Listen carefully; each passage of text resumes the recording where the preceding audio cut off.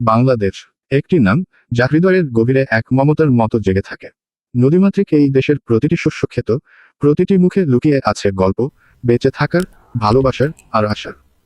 এদেশের ভোর শুরু হয় পাখির কৌতূহলে, আর দিন শেষ হয় নদীর তীরে সূর্যাস্তের নরম আলোয়।